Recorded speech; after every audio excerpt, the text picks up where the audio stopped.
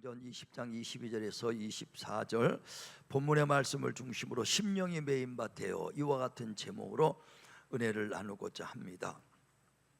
우리 창세기 2장 7절에 보면 하나님께서 흙으로 사람을 지으시고 그 코에 생기를 부어서 생명이 됐다, 영적 존재가 됐다는 거예요. 그리고 난 다음에 창세기 2장 8절에 바로 에덴 동산을 창설하시고 그를 에덴 동산에 뒀다 했습니다.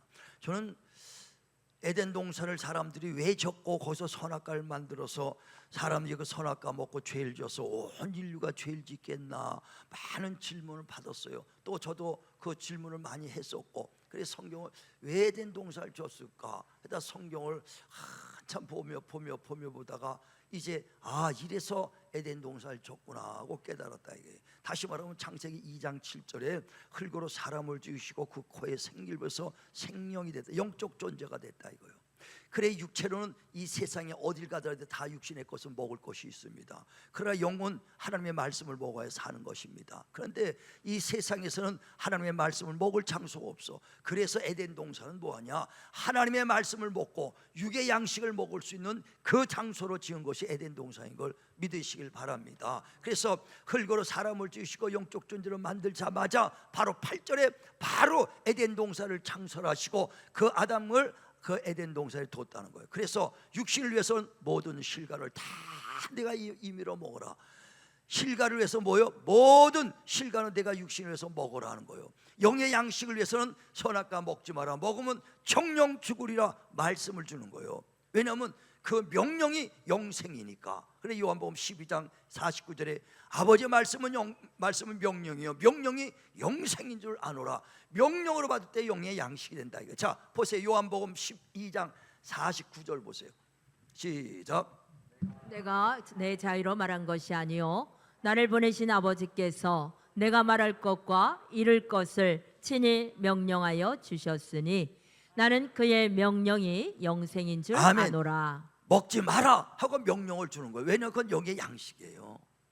모든 실과는 먹으라고 육신의 양식을 준 것이고, 그러나 동산 중앙의 선악과 먹지 말라, 먹으면 정령 죽으리라 명령을 주신 거예요. 이 명령을 순종할 때 영의 양식을 먹는 것이라는 얘기예요. 이 성경의 모든 약속의 말씀이 있습니다. 흘렀다 내려가면 아무 유익이 없어요. 명령으로 받을 때 우리 영의 양식이 되는 거 믿으시길 바랍니다. 그래서 그 먹지 마라, 먹으면 정령 주라. 그러니까 에덴 동산은 뭐냐, 육의 양식과 영의 양식을 주는 것이 바로 이 에덴 동산이다 이거예요.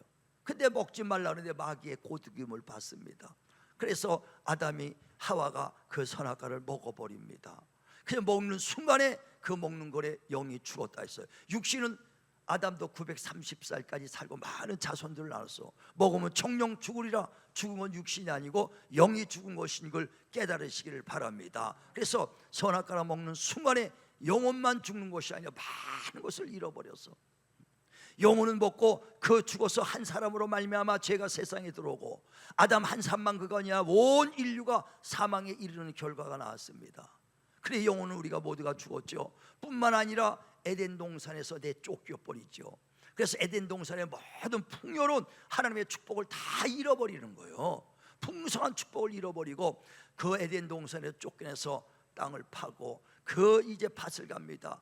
땀 흘려 일하지만은 일한 대가가 안 나와. 엉컹키가 나고 땀을 일했지만 소득이 없어요. 신명기에도 보면 28장에 그 31절부터 그 저주는 뭐냐, 하나님 말씀을 떠난 것이 저주인데 너희가 들어가도 나가도 저주를 받을 것이다. 그 결과 뭐냐, 소유할 것이 없다는 거예요. 포도나무를 갖추어서 크게 이제 추수할 때가 됐는데 태풍이 불어서 그 소출할 일주일 만에 다 과실이 떨어져 버렸네. 집을 짓고 그 집을 입주하려고 했는데 압류가 들어와서 딴 사람이 차고 들어가요. 결혼하려고 약혼을 했는데 그 결혼 날짜가 되기 전에 딴 남자가 여자를 채가네. 소를 잡아가지고 먹으려고 잔치를 했는데 강도 때 가서 소를 찾아와 소유할 능력이 없다 이거예요. 그게 저주예요. 그러니까 아담이 에덴 동산에 쫓겨나면서 영혼만 죽을 뿐 아니라 우리 모든 소유를 다 잃어버려 축복권을 잃어버렸다 이거예요.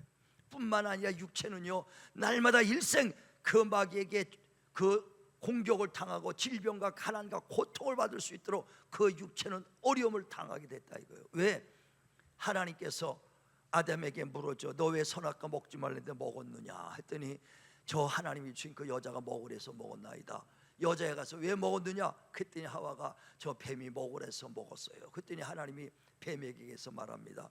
너는 먹지 말란 선악과를 네가 꼬드겨서 사람들이 그 선악과를 먹게 했구나. 너는 종시도록 배로 기어다니고 종시도록 흙을 먹을지니라 그랬어요. 뱀에게 뭘 먹으라고요? 종시도록 그 살아있는 동안에 흙을 먹으라 그랬어요. 자 보세요. 창세기 3장 14절. 창세기 3장 14절 시작. 여호와 하나님이 뱀에게 이르시되 내가 이렇게 하였으니 내가 모든 가축과 들의 모든 짐승보다 더욱 저주를 받아 배로 다니고 살아있는 동안 흙을 먹을지니라. 뱀에게 뭘 먹으라고요? 흙을 먹을. 흙. 뱀이 흙 먹는 거 봤어요? 흙을 안 먹더라고. 이슬 먹는 거 봐도 흙 먹는 걸 못 봤어. 근데 뱀에게 살아있는 동안 종시도록 흙을 먹어라 그랬어요. 그러면서 창세기 3장 19절 보세요. 흙을 먹어라 해놓고선 시작. 내가 흙으로 돌아갈 때까지 얼굴에 땀을 흘려야 먹을 것을 먹으리니 내가 그것에서 취함을 입었음이라. 너는 흙이니 흙으로 돌아갈 것이니라 하시니라. 아담에게 너는 흙에서 왔다. 흙이니 흙으로 돌아가라 그랬어요. 이제 우리 사람의 육체는 흙으로 지었다 그랬잖아요. 흙으로 사람을 지으시고 그 코에 생기를 부어서 생명이 됐더라 그랬어요. 육체는 다 흙덩어리입니다.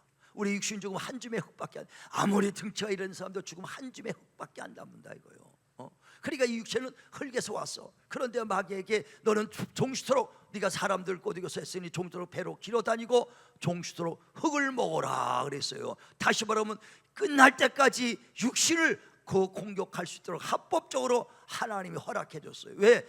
아담이 선악과 먹고 죄를 짐으로 말미암아 이 육신은 일평생 마귀 공격받게 돼 있다는 거예요. 그래서 어떤 사람 아니 예수 믿어도 그 공격받나? 예수 믿어도 귀신 들어오나? 예, 죽을 때까지 영적 싸움이 일어나는 거예요. 그래서 에베소서 6장 12절에 우리의 싸움은 곧 씨름은 혈과 육에 대한 것이 아니요 그 보이지 않는 악한 어둠의 세상의 주관자들과 흑암의 권세들의 싸움이라. 자 한번 보세요. 에베소서 6장 12절 보세요. 에베소서 6장 12절 시작.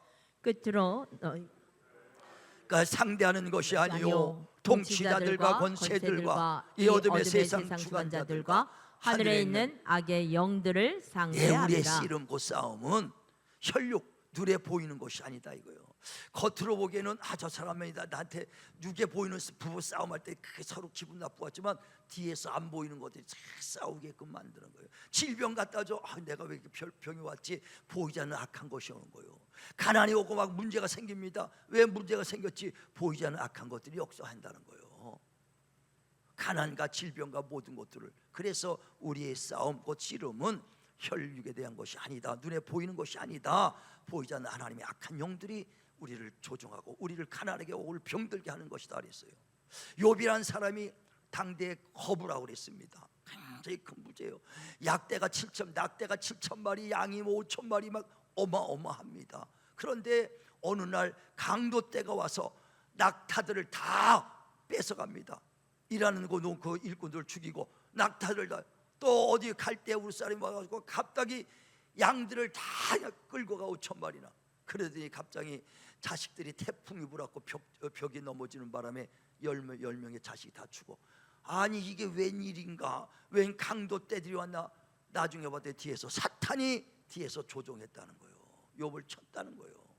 욥이 막 질병이 걸립니다. 정수리부터 발바닥까지 온몸이 피투성이가 되도록 그 질병이 걸렸어. 그게 왜 내가 왜 이런 병이 걸렸나? 왜 나를 이렇게 병을 줬나? 하나님이 나를 이렇게 병을 줬나? 이렇게 얘기할지 몰라도 그 나중에 보니까 사단이 욥을 쳤다고 얘기한다 이거. 자, 욥기 2장 7절 보세요. 욥기 2장 7절 시작.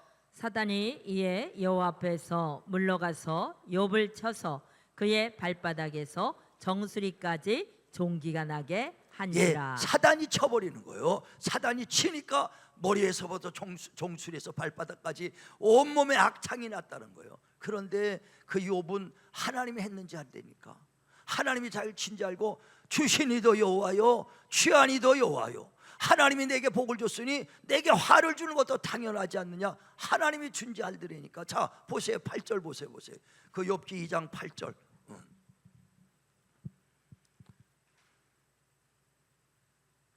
시작.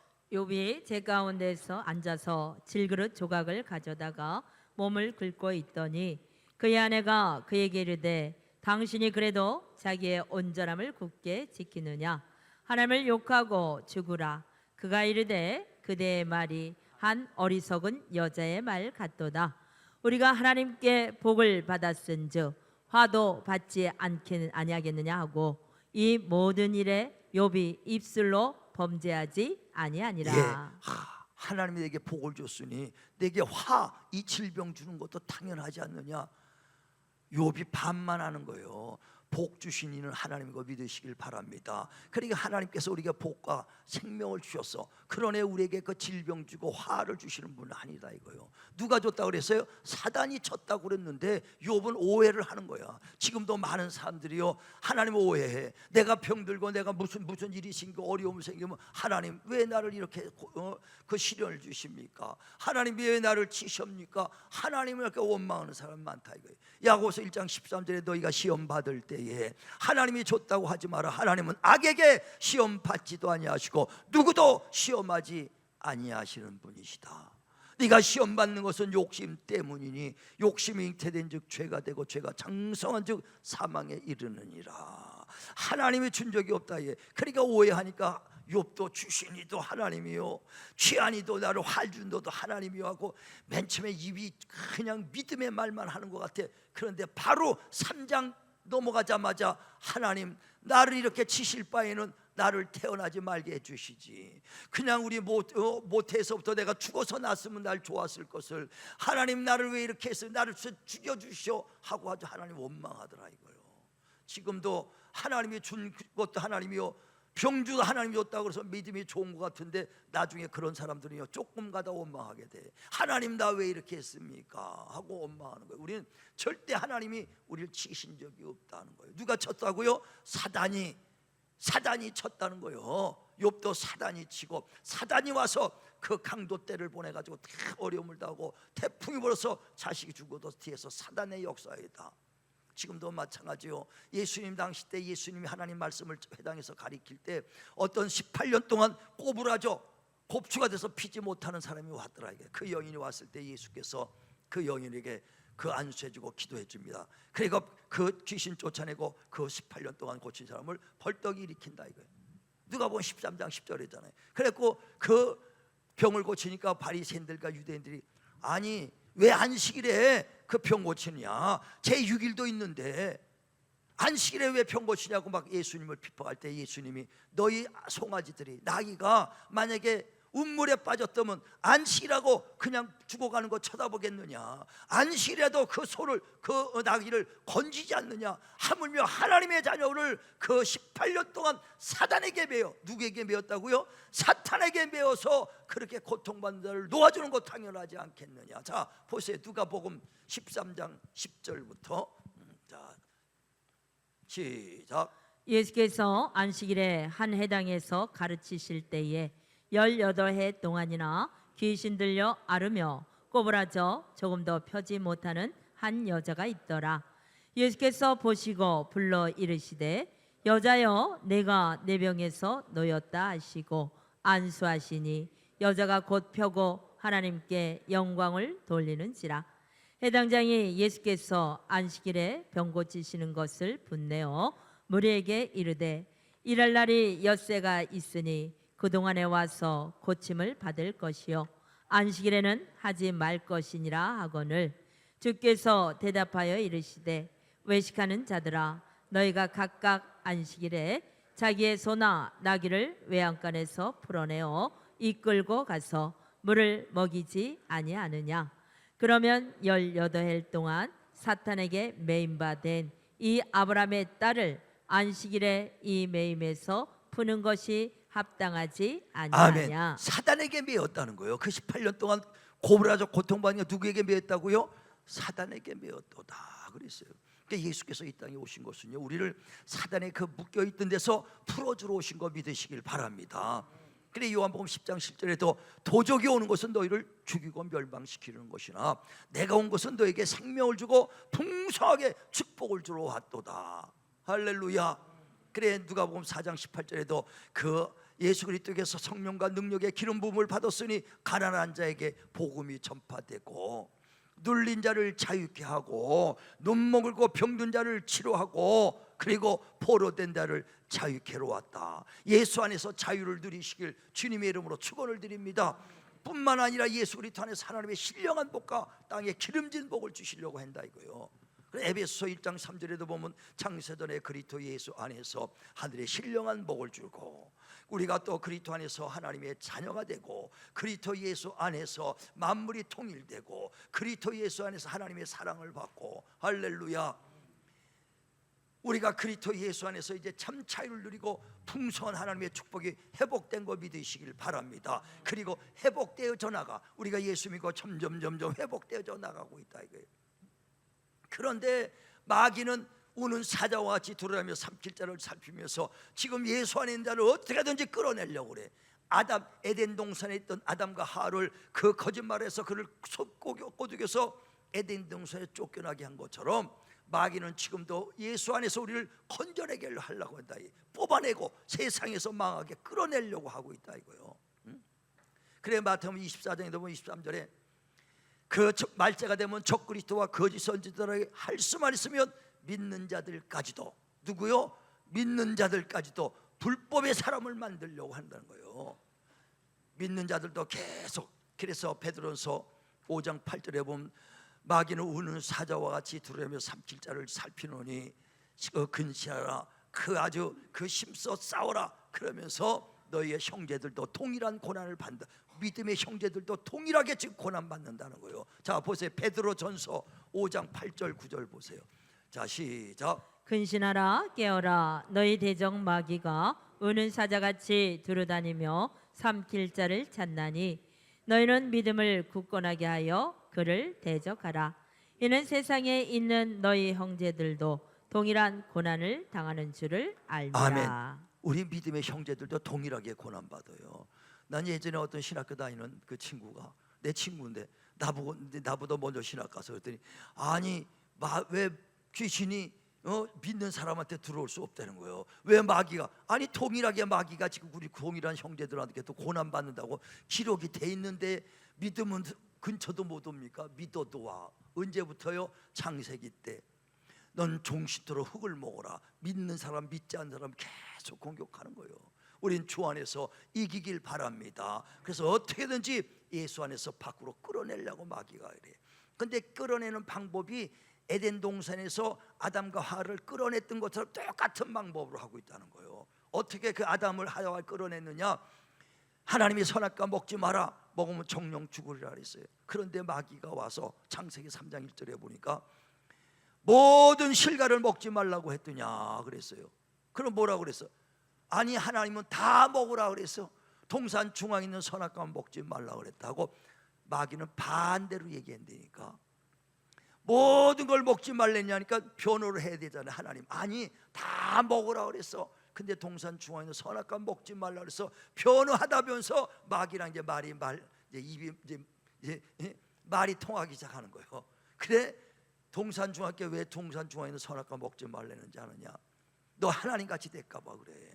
눈이 밝아질까봐 그래. 너 절대 죽지 않아 그랬더니 흔들리는 거예요. 선악과 보니까 먹음직하고 보암직하고 지혜롭게 할 만큼 탐스럽다. 마음이 흔들려. 마귀는 마음을 흔들어 놓는 거예요. 저와의 마음을 막 흔들어 놓는 거다 이거요. 지금도 마귀는 우는 사자 삼킬 자를 살피는데 어떻게 저와 이런 마음을 흔들어 놓고 있다 이거예요. 마음만 뺏기면 다 뺏기는 건지를 깨달으시길 바랍니다. 그래서 잠언 4장 23절에 뭐로 지킬 만한 것보다 내 마음을 지켜라. 생명의 근원이 여기서 나느니라. 이걸 마음을 지키면 사는 것이고 뺏기면 죽는다 이거요. 마음 지키시길 바랍니다. 그래서 지금 우리 심령이 우리 마음이 누구한테 뺏기고 있느냐는 거예요. 하나님 앞에 붙잡혔느냐 아니면 마귀에 붙잡혔느냐. 나도 모르게 마귀에 붙잡혀서 끌려가는 사람들이 얼마나 많습니까? 예수 믿었는데도 마귀 짓 하는 사람이 얼마나 많습니까? 베드로도 얼마나 수제자입니까 예수님의. 그런데 순간에 마귀의 그 생각에 뺏겨버리니까 그 내가 이제 예루살렘에 올라가서 3일 만에 죽을 것과 부활 것을 말하니까 베드로가 주여 그리하지 마옵소서, 우리가 주님을 지키겠나이다. 순간에 마귀가 뺏겨버린 거예요. 사탄아 물러가라, 네가 사람의 일을 생각하고 하나님의 일을 생각하지 않는구나. 금방 마귀에게 뺏겨버려. 자신할 수 없어요. 우리도 나도 여러분도 모두가 순간에 뺏길 수 있는 거 깨달으시기를 바랍니다. 가룟 유다는 완전히 예수께 팔려는 그 마귀가 마음을 뺏겨버리니까 은삼시에 팔아버리잖아요. 누구에게요? 마귀에게 마음을 뺏겨버린다 이거예요. 자, 요한복음 13장 2절, 요한복음 13장 2절 봅니다. 시작. 마귀가 벌써 시몬의 아들 가룟 유다의 마음에 예수를 팔려는 생각을 넣었더라. 마음만 뺏겨버리면 다 뺏겨버리는 거예요. 예수님을 쫓아다니면서 금고개를 맞췄어. 그러나 마음을 뺏겨버리니까 순식간에 은삼십에 예수 팔아버리고 만다 얘기예요. 아니, 돈께 맡겼으면 믿을 만한 사람 맡기지. 우리도 믿을 만한 사람한테 재정 맡기지. 아무나 길 가는 사람 아무나 맡기겠어요? 마찬가지예요. 남편이 그 월급 받아갖고 그 재정 맡깁니다. 누구한테? 부인한테 맡겨. 믿으니까, 믿을 만하니까 맡기는 거요. 아유, 못 받는 것 같아. 못 믿나 봐. 남편이 아내를 못 믿으면 못 맡기는 거야. 믿어야 맡기죠. 그러니까 그 가룟 유다 얼마나 믿었어. 남편도 아내 못 믿었고 못 맡기는 판인데 아주 믿고 다 맡겼다 이거요. 그런데 얼마나 믿었어. 그런데 마귀가 예수를 팔려는 생각을 마음에, 가룟 유다의 마음에 집어넣으니까 금방 바뀌어서 예수 팔아버리잖아요. 마음만 뺏기면 다 뺏기는 거예요. 사도행전 5장에도 보면 1절에 아나니아 삽비라는 사람이 그 땅을 팔아서 하나님께 드리겠나이다 아주 막 헌신하겠다고 했다가 마음이, 사단이 그냥 마음의 생각을 싹 집어넣으니까 땅 일부를 팔아버렸잖아요. 마음이 뺏겨버린 거예요. 자, 또 보세요. 사도행전 5장 1절 시작. 아나니아라는 사람이 그의 아내 삽비라와 더불어 소유를 팔아 그 값에서 얼마를 감춤해 그 아내도 알더라. 얼마만 가져다가 사도들의 발 앞에 두니 베드로가 이르되 아나니아야, 어찌하여 사탄이 내 마음에 가득하여 내가 성령을 속이고 땅값 얼마를 감추느냐. 사단이 마음에 가득해 버리니까는요, 하나님을 속여버리는 거예요. 그러니까 마음에 사단이 가득하도다. 마귀는요, 다른 거 뺏는 게 아니라 그 에덴 동산에 있던 아담과 하도 마음을 흔들어 놓고 뺏은 것처럼 지금도 우리 예수 안에 있는 자를 마음과 흔들어 버려요. 조금 흔들어 버려요. 그래서 우리가 끝까지 하나님 말씀을 붙잡아야 돼. 먹지 마라. 먹으면 청령 죽으리라. 마귀는 먹어도 괜찮다도 아니다. 하나님 먹지 말랬다. 끝까지 아무리 유혹해도 말씀을 붙잡아야 승리하는 거 믿으시길 바랍니다. 지금도 예수 안에서 우리가 끝까지 하나님 말씀 붙잡아야 돼. 지금도 마귀가 들어와도 주님은 나를 치료해 주셨다. 끝까지 말씀을 붙잡으시길 바랍니다. 제가 물질이 없고 어려워도 하나님이 나를 복 주셨다. 끝까지 약속의 말씀을 붙잡길 주의 이름으로 축원을 드립니다. 축원을 드립니다. 흔들리지 말아야 돼. 그 이 마음이 누구에게 붙잡혔느냐예요. 마귀의 소리에 붙잡혔느냐, 성령에 붙잡혔느냐, 성령에 붙잡혔느냐. 그래, 똑같이 예수 믿어도요, 마귀에 붙잡히면 불의의 지체가 되는 것이고 병기가 되고, 하나님에 붙잡힌 바 되면, 성령에 붙잡히면 의의 병기가 되는 거예요. 그래, 로마서 6장에도 보면 13절에 너희 지체가 마귀에게 붙잡혀서 불의의 병기로 쓰이지 말고 성령에 붙잡혀서 의의 병기로 쓰임 받으라. 할렐루야. 정말 우리 똑같이 성령에 붙잡힌 바 되시길 바랍니다. 오늘도 그 본문에 보면 바울이 그 이제 성령이 그 심령을 붙잡아서 성령에 붙잡힌 바 됐다 그랬어요. 심령이 성령에 붙잡힌 바 돼서 예루살렘에 그 올라갈 때 그 환난과 핍박과 결박이 너를 기다린다 할지라도 그는 은혜에 크신 하나님의 은혜의 복음 증거하는데 내 생명도 아끼지 않겠다.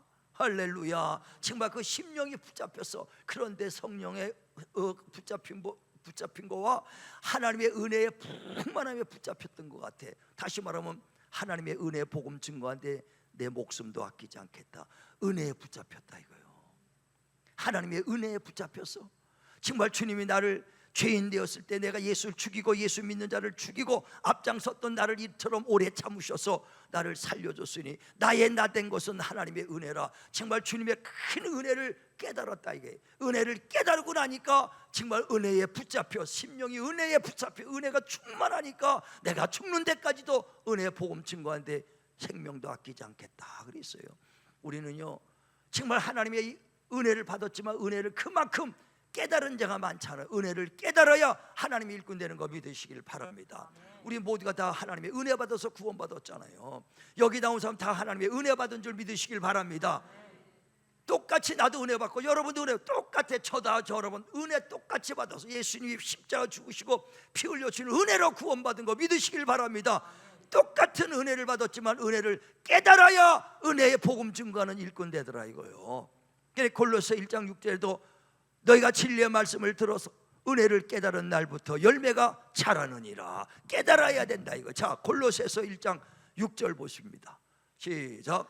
이 복음이 이미 너희에게 이르매 너희가 듣고 참으로 하나님의 은혜를 깨달은 날부터 너희 중에서와 같이 또한 온 천하에서도 열매를 맺어 자라는도다. 똑같은 은혜를 받아도요 은혜를 깨달아야 돼요.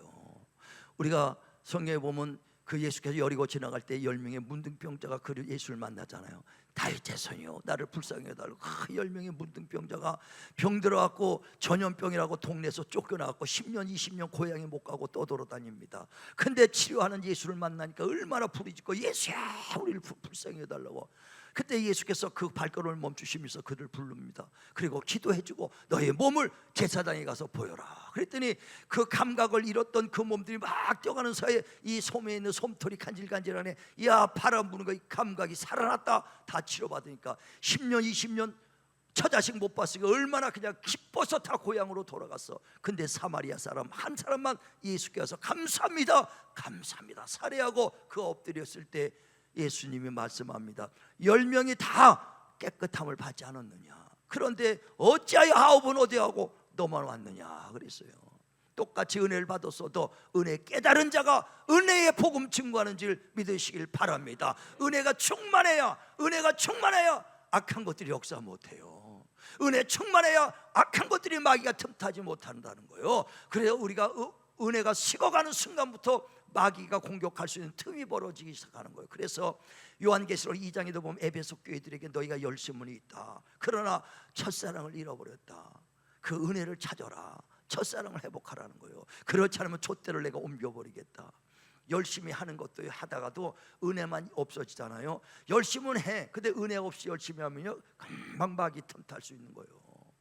은혜 충만하시길 바랍니다. 내 심령이 은혜에 묶임바 되시길 바랍니다. 성령의 메인바 되시길 바랍니다. 할렐루야 할렐루야. 그래서 우리가 진실로 성령의 은혜에 붙잡힌 바가 돼야 돼요. 정말 은혜. 그래서 은혜에 붙잡힌 바 되고 이 마음과 생각을 뺏기지 않는 것은 뭐냐? 항상 기뻐하고 감사하고 우리가 하나님께 기도하는 거예요. 그래서 항상 기뻐하라, 쉬지 말고 기도하라, 범사에 감사하라. 이는 그리스도 안에서 너를 향하신 하나님의 뜻이다. 감사할 때요 하나님 마음을 지켜주시는 거예요. 마귀 틈타도록 마귀 지켜주는 거예요. 자 마지막 보죠. 빌립보서 4장 6절. 빌립보서 4장 6절 시작. 아무것도 염려하지 말고 다만 모든 일에 기도와 간구로 너희 구할 것을 감사함으로 하나님께 아뢰라. 그리하면 모든 지각에 뛰어난 하나님의 평강이 그리스도 예수 안에서 너희 마음과 생각을 지키시라. 아멘.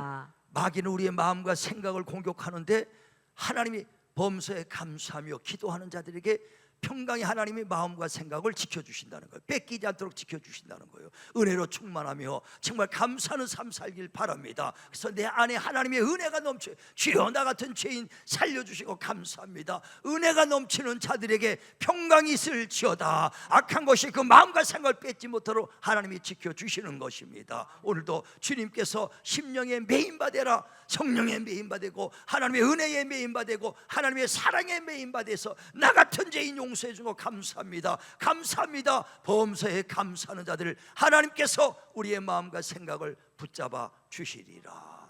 주 앞에 서는 날까지 우리의 마음 심령이 하나님의 붙잡힌 바 되시길 주의 이름으로 축원을 드립니다.